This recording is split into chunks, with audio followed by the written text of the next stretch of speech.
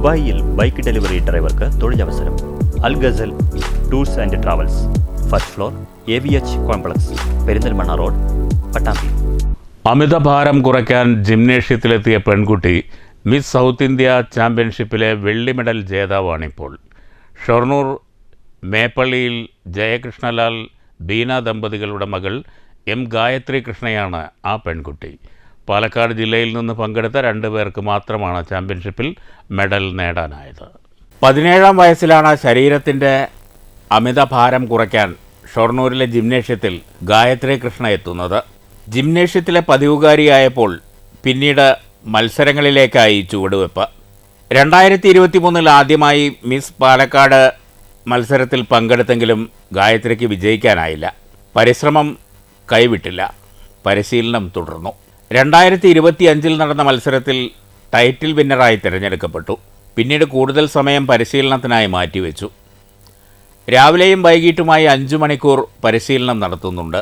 ഞായറാഴ്ചകളിൽ കൂടുതൽ സമയം പരിശീലനം നടത്തും. സ്പോർട്സ് കൗൺസിലിൻ്റെ കീഴിൽ നടക്കുന്ന മത്സരങ്ങളിലാണ് ഗായത്രി ഇപ്പോൾ പങ്കെടുക്കുന്നത്.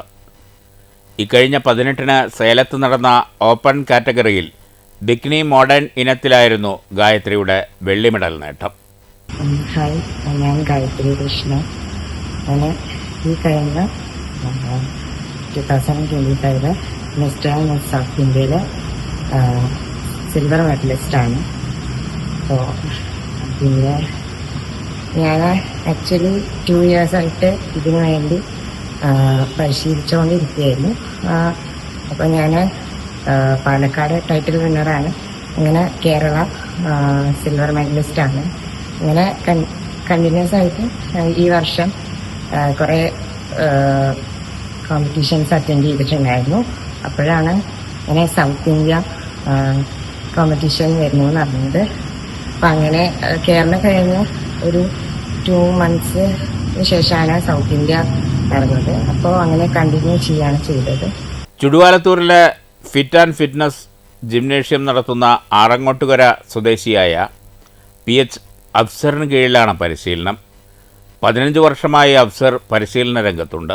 ഇതുവരെ 10-ലധികം ആളുകളാണ് ഇവിടെ പരിശീലിച്ച് ജില്ലാ സംസ്ഥാന തലങ്ങളിൽ മത്സരിച്ചിട്ടുള്ളത്. IBBF എന്ന് പറഞ്ഞ അസോസിയേഷൻ്റെ കീഴിലാണ് നമുക്ക് കോമ്പറ്റീഷൻ ചെയ്തത്.